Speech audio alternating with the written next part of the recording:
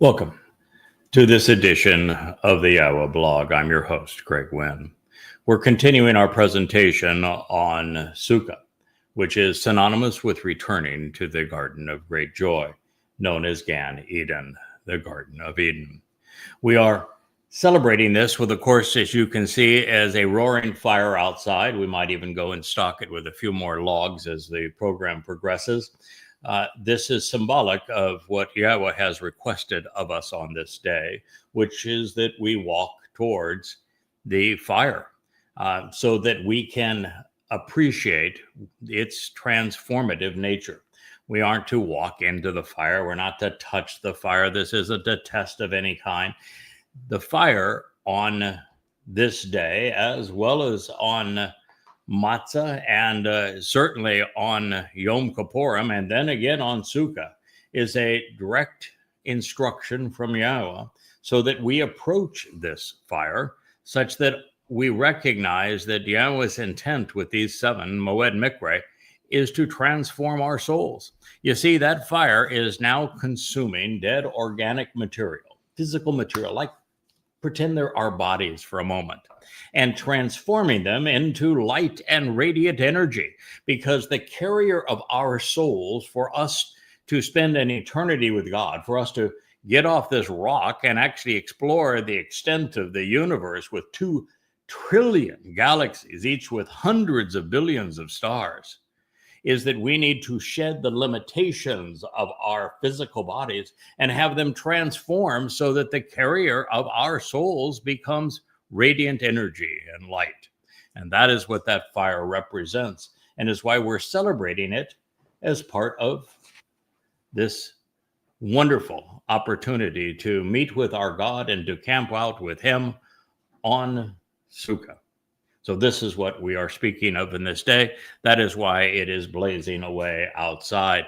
And you can see it, the flames even reflecting in the water, because the water is symbolic of us being cleansed and prepared to enter Yahweh's presence, something that's going to occur on Teruah for the final remnant of Yisrael.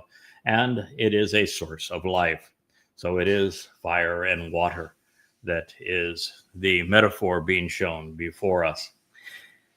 The most prolific of the prophets in terms of his great expose on the problem of the religiosity of Israel and how that caused the estrangement from Yahweh, as well as how in the end there will be a reconciling meeting on Teruah leading to Kippurim, such that we can Sukah, camp out with Yahweh forevermore, is told in the first through, fourth chapters, and then throughout the prophetic text of Isaiah, Yahshua.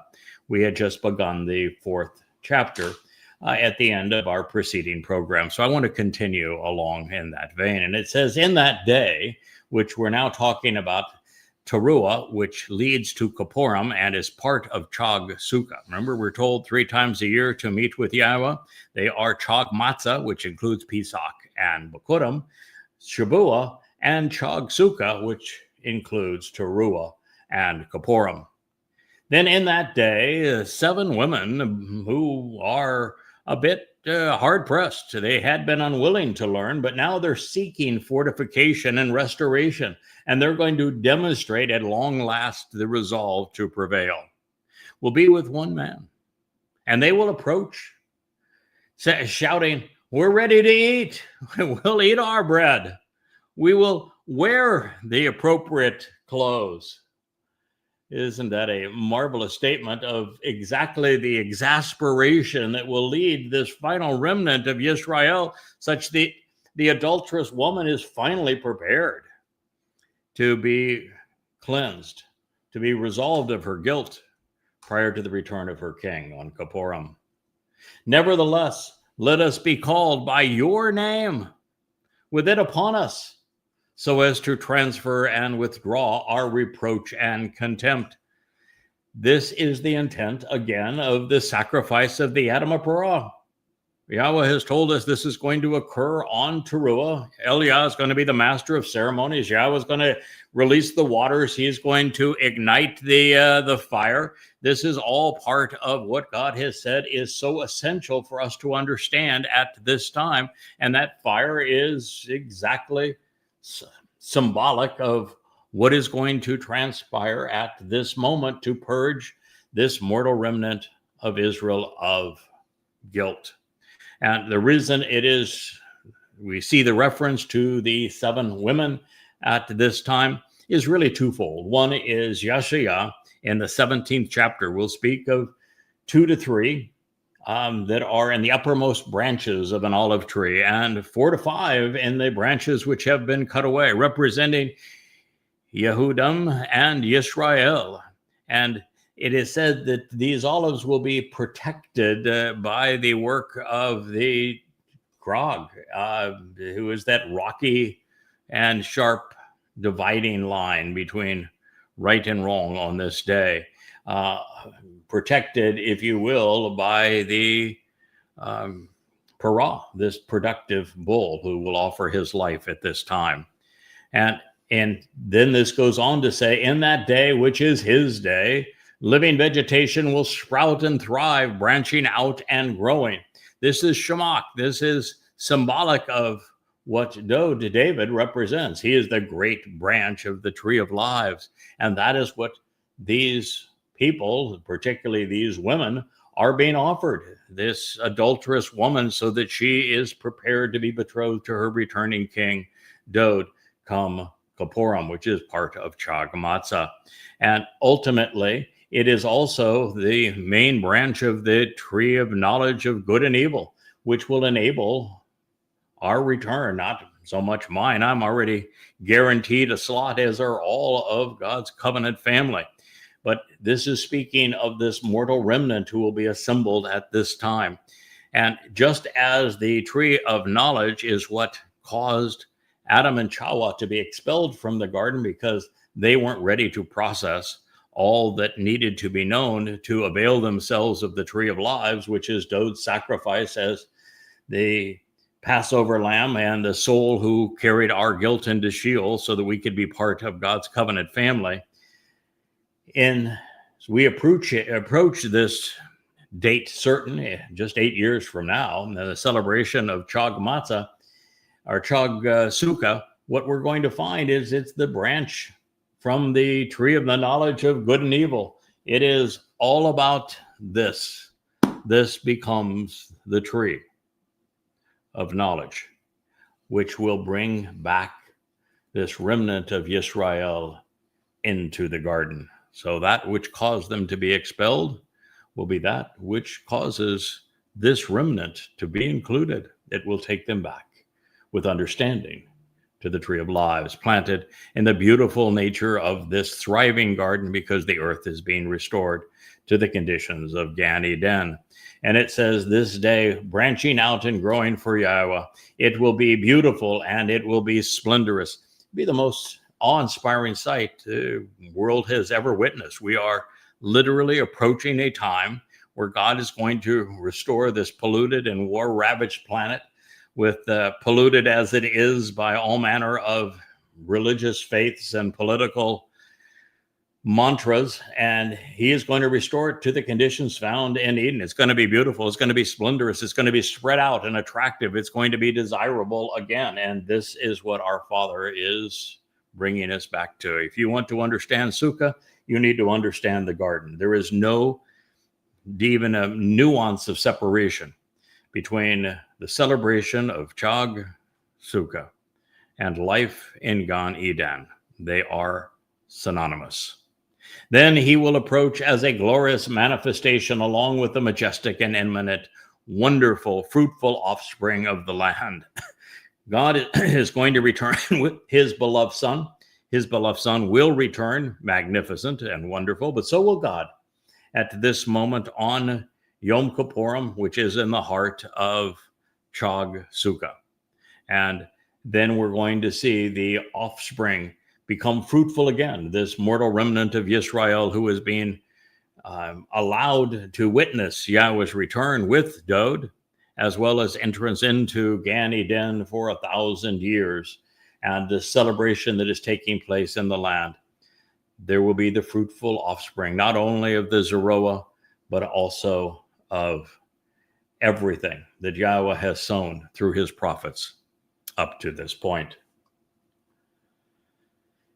He says the remnant of survivors of Yisrael and Yehudah will have an attractive and shining appearance.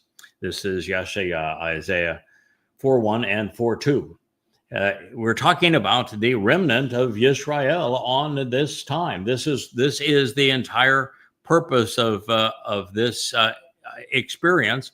And Rich, we can keep the eye on the fire. We don't really need the text. I've got the text before me and can cover that. But I'd love to see both this inside shot that shows the camera, our environment here in the library, because we're conveying this out of what we have learned through those books, and really the beauty of that fire on the outside, so that the symbolism of it resonates with all who wish to join us in this celebration of Sukah.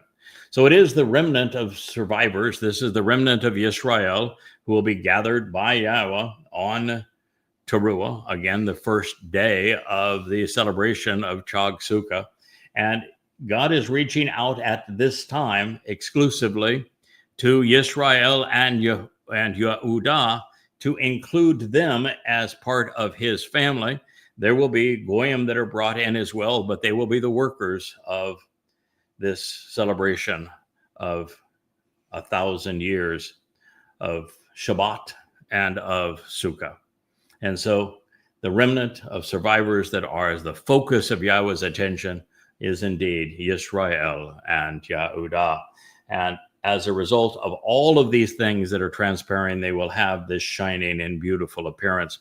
You notice that in Gan Eden, there were no clothes. And that is because while Adam listened to Yahweh and while Chawa precluded going off on her desire to be a mother goddess and twisted Yahweh's testimony, they were very comfortable being exposed to God.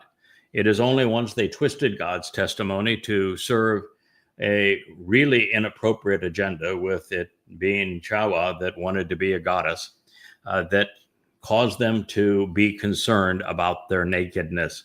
And as we go forward, I don't know what the apparel will be for the 1,000 years of Sukah, but since they felt no shame and nakedness, and they appeared beautiful, and that God created us to enjoy one another in this way, we'll wait and see what this shining appearance is all about. But clearly, many of those who will have, all of those who will have availed themselves of what Dod has achieved through the fulfillment of Pesach, Matzah, and Bakurim, and those who benefit, many of those who benefit from the sacrifice of the Adamah Parah, are going to have a glowing appearance. This fire is going to purge them. Everyone is going to look a bit like Moshe did when he came down off of the mountain. They said his face was glowing. I think that is going to be the case, because this fire is going to be from Yahweh. And as we move from Teruah to Kippurim, we're going to see Dod's seat of honor being as brilliant as the sun, and Yahweh's presence, and Yahweh returning with Dod, the Messiah. And so there's every reason to think that all of those who bask in this beautiful scene will glow, as did Moshe previously.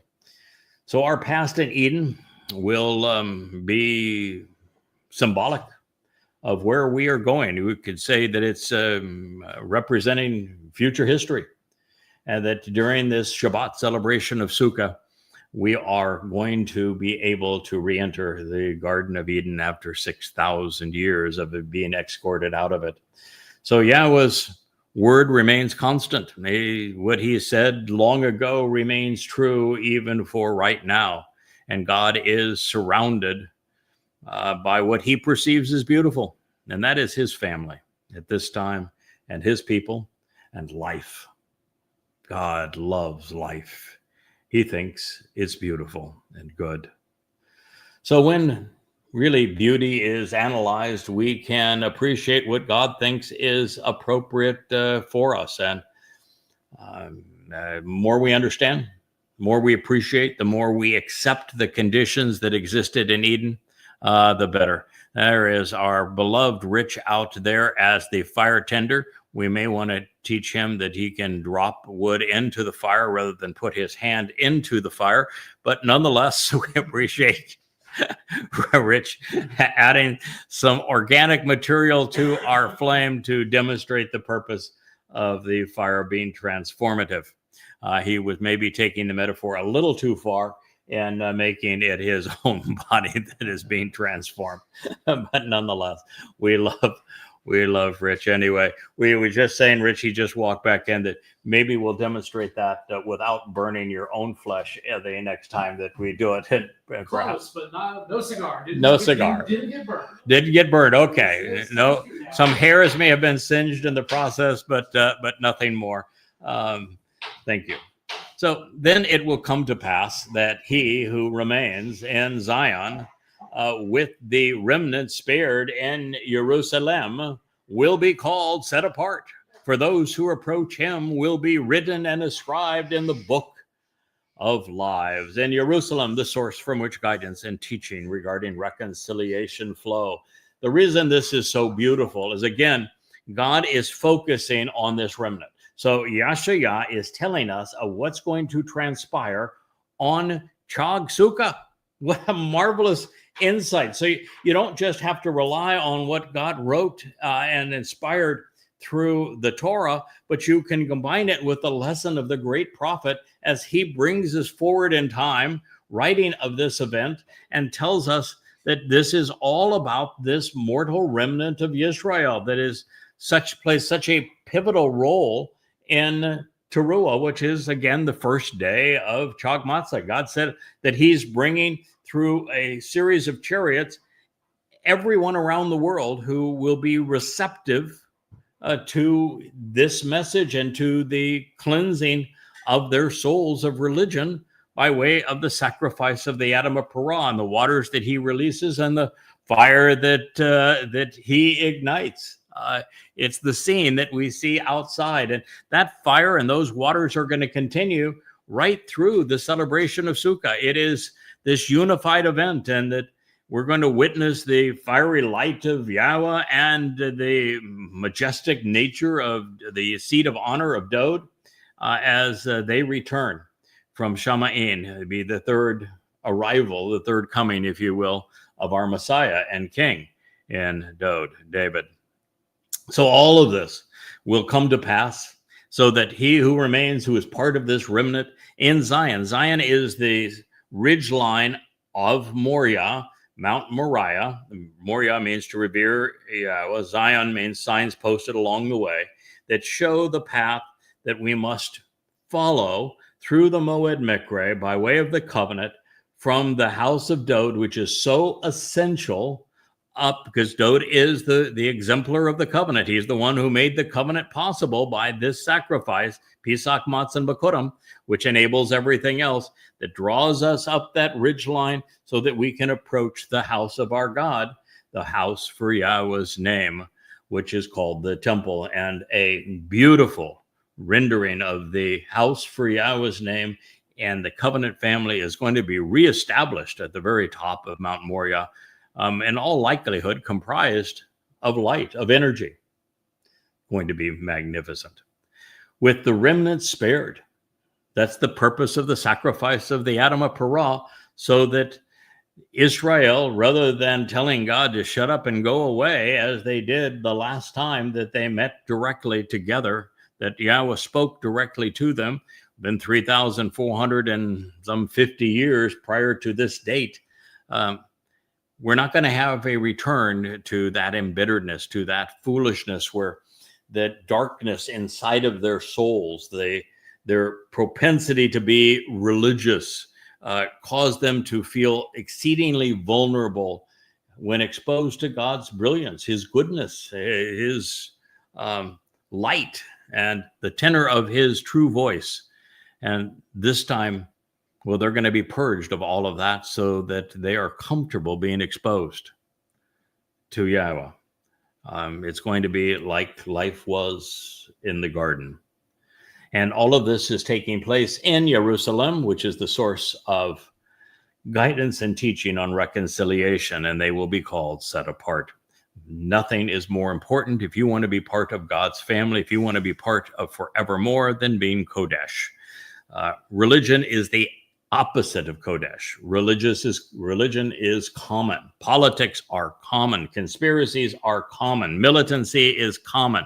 If you want to be part of God's family, if you want to exist beyond 8 years from now, if you want to be among those who are either harvested on Shabuah and Teruah, or you're in this remnant that enters the Gan Eden during Sukah, then you must be set apart to God. You must be separated. You must be unique. You must be distinct from all others. And that is the only way for you to approach him and for you to be written and ascribed in the book of lives. It occurs at this moment. The test is prescribed in Numbers 5. That story of the adulterous woman, why this is speaking to these 7 women who are finally ready for this. They're ready to be tested in this way. It is the ash, it is the water, it is what is being prepared for them to consume and to be surrounded by in the sacrifice of the ➆Mow'ed on the first day of Chag Sukah, that is going to determine who can be trusted and who can enter the millennial Shabbat and be written in this book of lives. All taking place not in New York, not in Washington, D.C., not in London, not in Mecca, not in the Vatican, all in Jerusalem, the source from which guidance and teaching regarding reconciliation flow. Yahshua is the ultimate wordsmith. No one painted pictures with words more beautifully than did he. We have our master woodsman now that is going out and will soon be adding wood to the fire. This is Shannon, who was the star of our previous show. By the way, at this moment, I would like to thank the many of you who reached out to thank Shannon for doing this last show, who loved your visits with him, who enjoyed him recalling his many trips across the country. We didn't even get to the Northeast, and there were so many wonderful people to meet along the way as he did his final trip north prior to coming here. And maybe and one of the days while he's here, we'll get him to expand on that. But it was endearing to see everyone's love and support for Shannon and their appreciation for other members of this covenant family of Yahweh.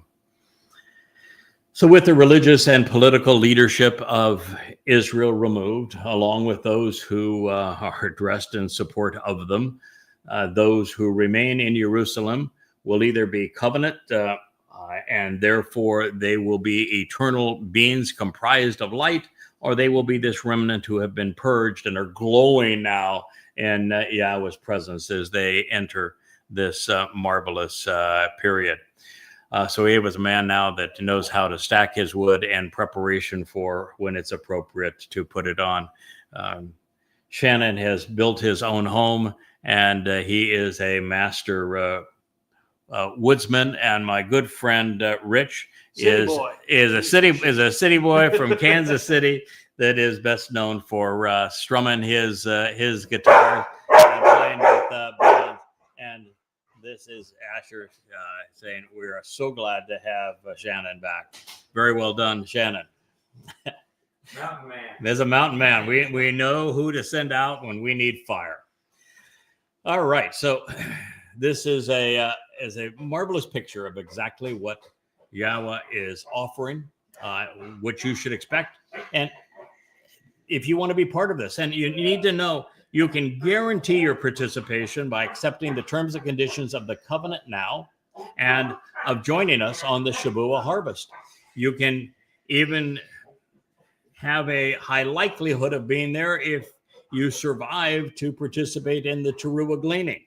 And of course, you can be among those tested and purged of religiosity on this day in Teruah, the first day of Chag Sukah. But you need to understand that most of those who are alive now and listening to this message will not be alive to take advantage of this 8 years from now. We're entering the time of Israel's troubles, and it is going to be horrendous. And I should say that I am so sad for Israel. Now Israel is celebrating, almost deifying Donald Trump because of the return of 20 living hostages, requiring total capitulation with the Muslims who perpetrated Al-Aqsa flood. To trade those 20 lives, you're sacrificing 7 million. That's the deal that you just made with the devil. That is the deal that Donald Trump made in capitulating to the Muslims who perpetrated Al-Aqsa flood for exactly this purpose. And it's going to be devastating. Hamas was not defeated. They're not going to lay down their weapons. They're not going to relinquish power. Any overture to that nature will simply be under the basis of ➆Mow'ed, which is a story everyone should be aware of, where Muhammad got cold feet coming into Mecca with too few men under arms, and remembering that the last time that he was there, he was laughed out of town as a madman and as a demon-possessed fool for imagining his wild ass ride to Jerusalem, to Al-Aqsa Mosque, and for his satanic verses. And since that time, he'd become a terrorist, but not formidable enough to take what was actually Petra, which was Kaabaville at the time. And so in the Treaty of Hudaybiyah, Muhammad said, I will renounce that Allah exists. I will renounce that I am a messenger of Allah. And I will promise that me, myself, and these Muslims will not commit any more acts of terrorism. We will not murder. We will not enslave. We will not rape. We will not do any of the things that we have done over the previous decade. And we will make this promise for 10 years. The following year, of course, they came down with more men under arms and promptly murdered their way into the control of Kaabaville. And Allah, to exonerate his prophet, non-prophet as the case may be, issued this decree in the 9th surah, where he says any agreement between a Muslim and a non-Muslim is not binding on the Muslim. So the Muslim is free to make any deal they wish to make, such that it is not binding on them. It is a stratagem to lure the unsuspecting into a false sense of security. That is the response of Muslims for Hudaybiyah, and that is exactly what is transpiring now. And if you are ignorant of it, shame on you. If you're dancing in the streets and think this is a good thing, you have just committed suicide by acknowledging and accepting a deal that was made with the devil. So, whereupon meeting these conditions, the upright one of mine shall wash away the excrement and filth of the daughters of Zion, and by association purge and rinse away the blood of Jerusalem from the midst, by the way of the spirit of good judgment regarding the means to resolve disputes, and by the spirit of blowing rage. This is another essential insight.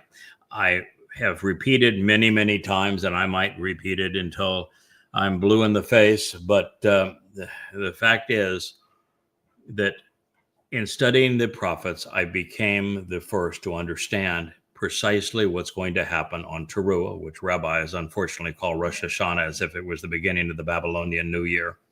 Kippurim, which is a day of reconciliations, not of atonement or abasement. And Sukah, which is not a time for 4 species and an ugly piece of fruit, and living in a hut, but instead anticipating a return to the Garden of Eden. That I was the first person to actually understand everything that will transpire on all 3 of those days. I know when they'll be fulfilled, beginning with the 23rd and 24th of September 2033 for Teruah, the 2nd of October, 6:22 p.m. when the sun sets in Jerusalem, on October 2nd, as I said, in 2033, when Dowd and Yahweh return. Dowd is your Messiah. He is the Son of God. He is the Savior. He is the returning and former king who fulfilled Pesach, Matzah, and Bakudim. That occurs on Yom Kippurim, such that 5 days later we re-enter Sukah after the entire world has been transformed to the conditions of the Garden of Eden. And on that first day, a Shabbat of Teruah, we're going to witness the sacrifice of the ➆Mow'ed, which Elia is going to reprise his role as master of ceremonies as he did exactly 2,888 years prior, when he excoriated the religious and political establishment of Israel over the sacrifice of the same bull. And that sacrifice, the ➆Mow'ed, is what's going to purge this mortal remnant, removing the excrement and filth of the daughters of Zion, and purge and rinse away all of the blood, which is in this case symbolic of a menstruating woman. And it might seem graphic to you, but this scene is set with Yahweh having said to his people through Hosea that he is divorcing. He wrote a letter of divorce to Israel and said, I am divorcing you for religious infidelity. That's why he had Hosea marry a religious prostitute. And now to resolve that, he is not going to remarry, even symbolically, Yisrael, but his beloved, his son, is returning. The king is going to be betrothed to Yisrael. He is the groom who wants his bride back in Numbers 5. And the bride he wants back is a Yisrael woman that is covered with filth. She needs to be purged of religiosity and the customs of politics, and have all that washed away so that she is prepared to be his bride. That is what is transpiring. That is what is being discussed. And I love, just adore Yahshua Isaiah for sharing this so clearly. And I'm telling you, if you're listening to this, this is the first time in human history that anyone has understood and could properly explain what God has foretold is going to happen during the fulfillment of Chag Sukah. And by the way, Sukah is the 7th of October in 2033. It will be just as Teruah will be celebrated by a full solar eclipse that year. Sukah will be celebrated by a full lunar eclipse that year. It's year 6000. We will then enter the 7th millennia of the human experience in the garden. By reading the prophets, I came to all of these conclusions. And then in the book that explains who the Choder is and how he is going to deliver these messages, which is Isaiah in the 11th chapter, I began to understand my role in bringing this to you.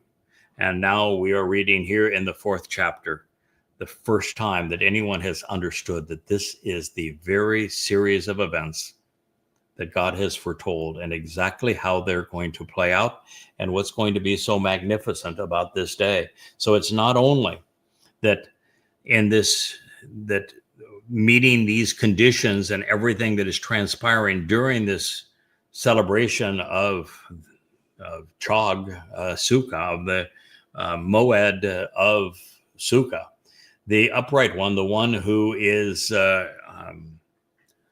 right, is going to, and this is one of many titles that on occasion is being ascribed to the one who is providing this remedy.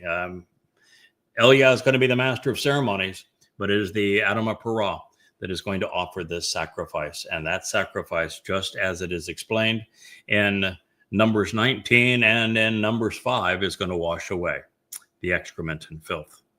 The daughters of Zion are going to be cleansed, and they're going to have this uncleanliness rinsed of their blood, all in Jerusalem, all in the midst of the spirit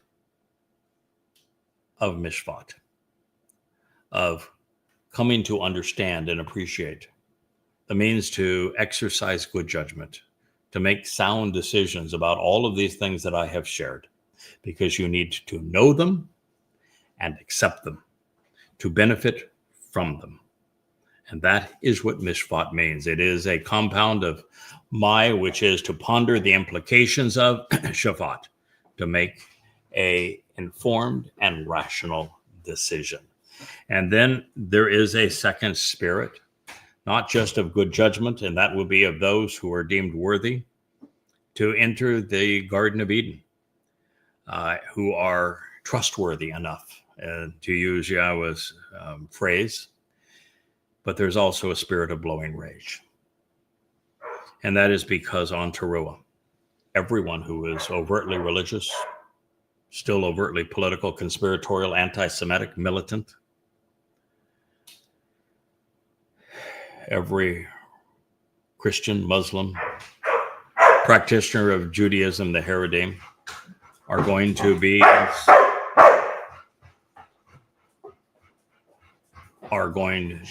incinerated. It'll be the spirit of blowing rage. God is not going to allow the conditions that he had to endure during the Exodus to continue. He is not going to allow the hostility that has been brought to bear against Israel and his people for 3,000 years to continue. He is putting an absolute end to it. All of those, politically and religiously, conspiratorially, racially, who have opposed his people, will be gone.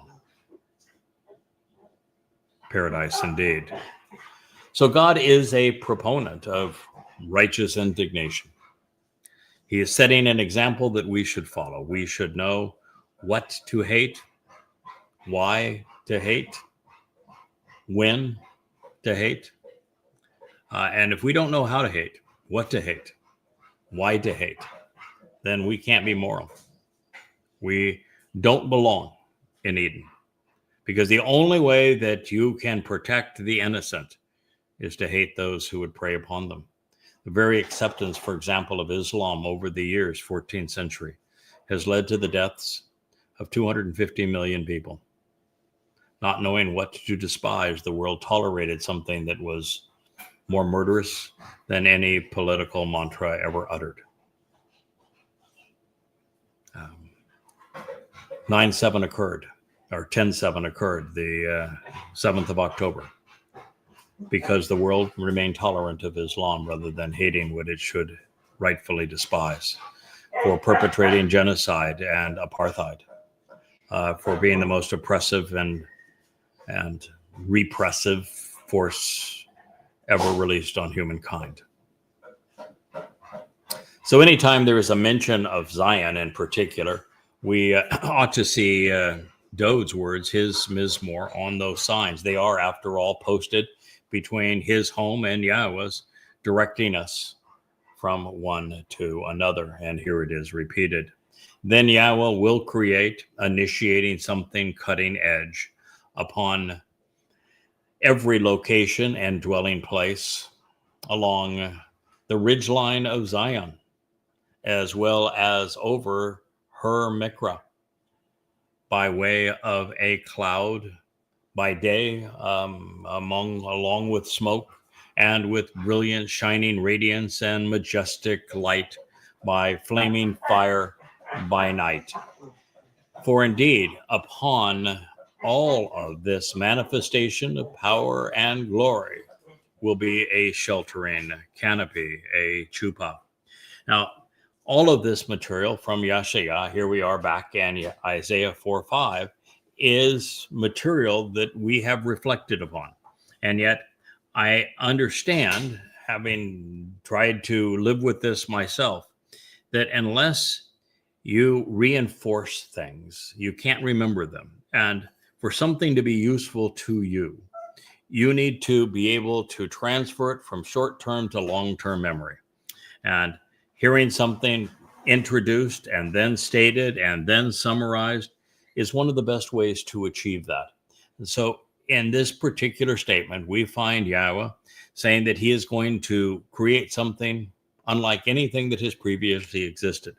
The celebration of Chag Sukah in year 6000 Yah, between Friday evening, the 23rd of September of 2033, and through the entire celebration of Sukah itself, which begins on the 7th, lasts through the 14th in terms of 7 days, and then the 15th of October of that year as the 8th day. During all of that time, there is going to be cutting edge things initiated for the first time. God is going to be doing things to the earth that will show his creative brilliance, all for us to witness. And this is going to happen in every location and dwelling place along the ridgeline of Zion initially. And it's going to be a celebration of her Miqra. The Miqra are the invitations to be called out and meet, of coming together to be welcome. They are Pesach Matzah B'Kodem, which Dode fulfilled 2,000 years prior to this date, where he actually wrote of first person precisely how he was going to be the Passover lamb, how he was going to carry our guilt on his soul into Sheol to make us appear perfect before God, and then for him to sign our adoption papers so that we could follow him as very children of God through the covenant relationship. Followed by 7 sevens, the promise of the Shabbat, Shabuah, which is going to be fulfilled in 2 stages between the 22nd of May, 2026, 7 months from now, when Israel will be dissected and her heart will be cut out, just as the case was in Czechoslovakia for the last World War, with Donald Trump being the Neville Chamberlain, according to the prophets, and giving this to the Islamic terrorists, making Israel indefensible. And the most bitter battle will be initiated the following year, along with the harvest of Shabuah on the 11th of June in 2027. It will be 1,000 times worse rendition of Alaska flood. This is the first 4 steps along the way to God, called these Miqra, plural Miqra, followed by this celebration that Isaiah is telling us all about right now, which is Chag Sukah, Teruah, Kippurim, and Sukah itself. And God is going to manifest himself and what he is achieving by way of a cloud by day, along with the smoke. That smoke and that cloud from the sacrifice of the Adamah Parah is going to billow and add a great, look how beautiful that is. That's going to be right there on the Temple Mount as flames leaping up to the heaven. And that aroma, that rich aroma, is going to permeate the air. We're going to hear the crackle of the flames and the smoke symbolically rising to the heaven as we all process how that fire transforms our souls into eternal beings comprised of light. And that's going to happen during the day, and we're going to see the brilliant, shining radiance and the majestic light of a flaming fire, this Ish by night. So symbolic of what we're witnessing outside. It's why we decided that we would do this show exactly as you're witnessing it now, with the fire and the waters, the purging waters, and this searing flames of this fire that are so transformative, taking center stage in this program, roaring and lapping up to the heavens, leaping up by night. This, my friends, is Sukah. For indeed, upon all of this manifestation of power and glory, Kabod will be a sheltering canopy. I just have to laugh. I'm sorry. But 300 years before this date, the man that made all this possible, the man who that Sukah has been established for, because that Sukah isn't telling you to go build a hut. That chuppah is specifically designed to be, as it is described elsewhere in the writings and the prophets, it is a wedding booth. And the bride, as we know, is a purged Yisrael, and the groom is the returning king, Dod. And Sukah begins his honeymoon in that that canopy, that chuppah. And what I'm laughing at is, well, first of all, that is insightful. So you can't celebrate this by building yourself a hut, a chuppah of your own. This is supposed to be to commemorate the honeymoon following the wedding on Yom Kippurim of Dod David to the purged bride of Yisrael that is purged by the sacrifice of the ➆Mow'ed on Teruah. And so this represents Dod. But the reason I'm laughing is kabod is the word that Dod used when he was getting back at a really nasty woman, Shaul's daughter, the man that wanted him dead, the man that became demon possessed, got his head handed to him by the Philistines. His daughter, Miqra, was all upset that Dod, once Obed-Edom, the one serving from Edom, took responsibility for bringing the Ark of the Covenant into Jerusalem. Dod said, well, he's taking care of that. I can rely on this man from Edom to accomplish what needs to be done with the Ark of the Covenant, which means now I can celebrate this occasion. And he put the ephod on of the high priest, because he's going to serve as the high priest when he anoints the Ark of the Covenant, when he returns on Kippurim, as is prescribed in the Torah, to certify our reconciliation in our relationship with Yahweh. But he is then going from there into his wedding and his wedding canopy and into Eden, where clothing is optional. And that was all he was wearing. And so Miqra, who was really snooty, she thought she was just better than Dod and everybody else. She really had an attitude. She was a really disgusting woman.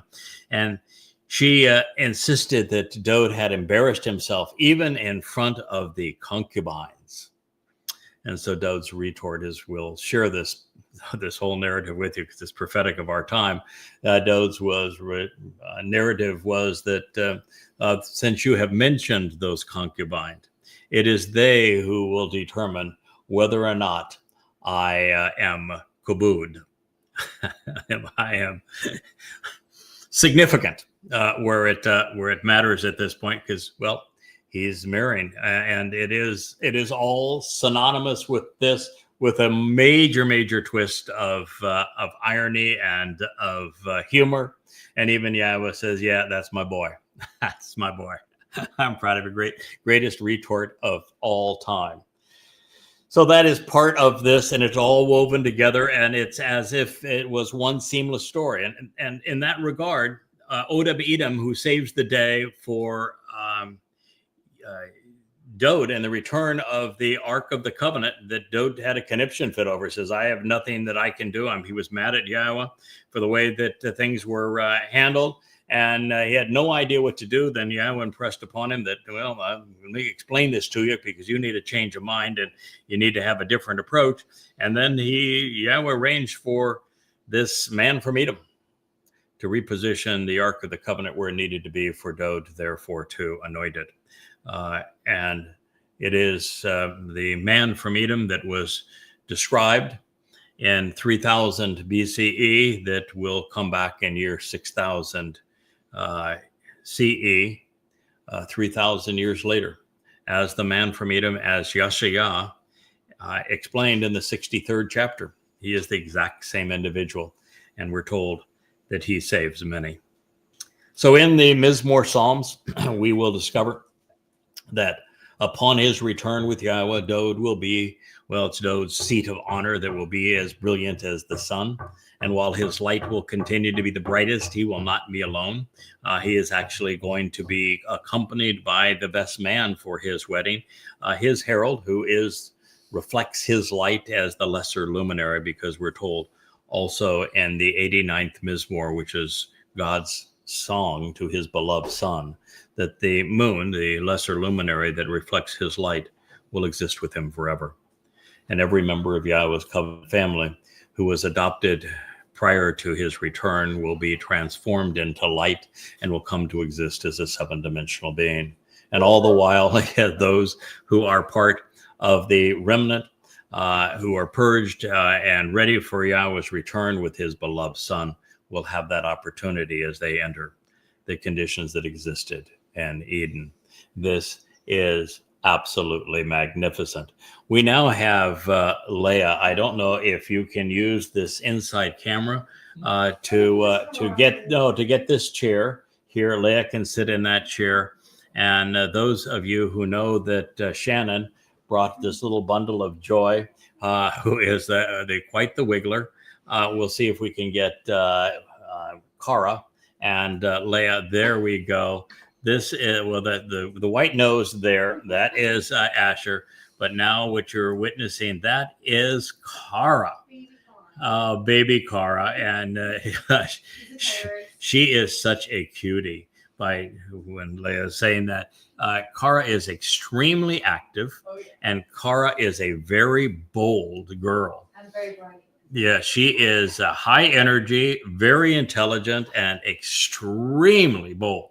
She will go right after Asher and jump on top of Asher and Wookiee and chase them. And Kara knows absolutely no fear, and she wants to explore and influence all the world around her. So this is Leah with her new love, the cuteness herself, the adorable Kara.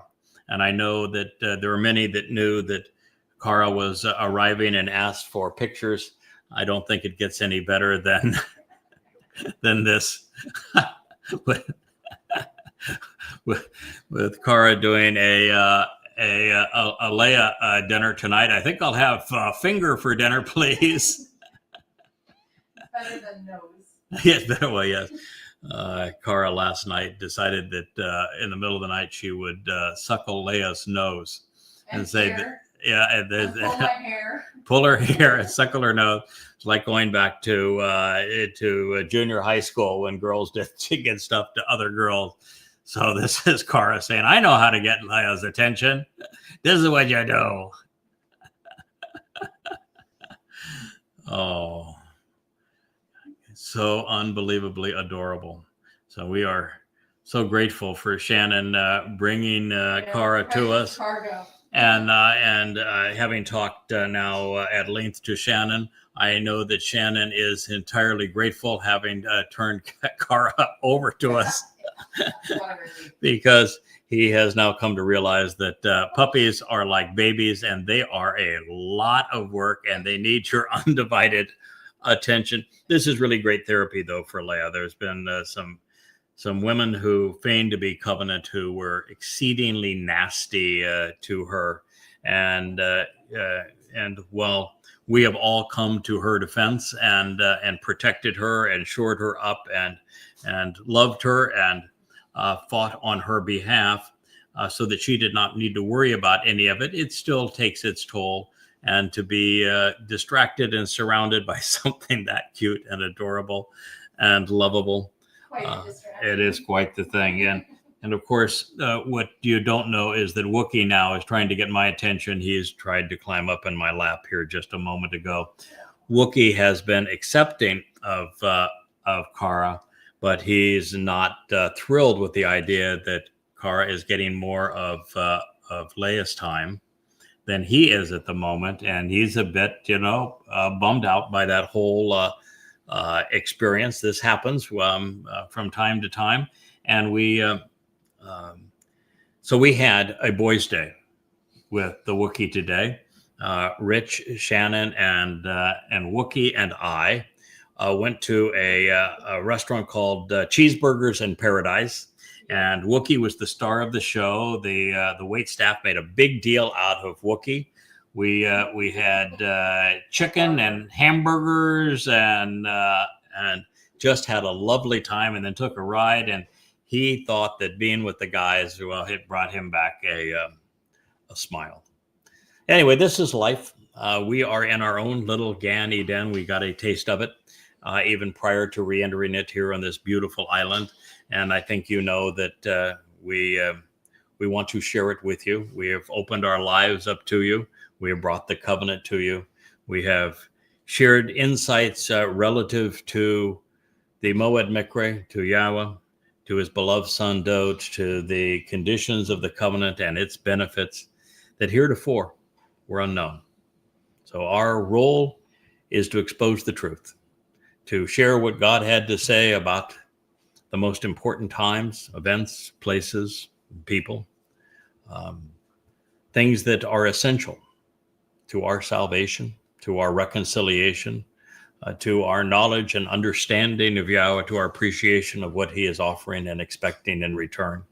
And very few things in this regard are as important as appreciating that Chag Sukah is a event that comprises everything from Teruah and Kippurim to the 7 + 1, 8 days of Sukah, and that they all work together as a collective whole, and that fire that we're witnessing outside and the smoke that rises up to the heavens and the pure, beautiful cleansing waters that are all part of it serve as a metaphor for what God is offering to us and wants us to understand and capitalize upon.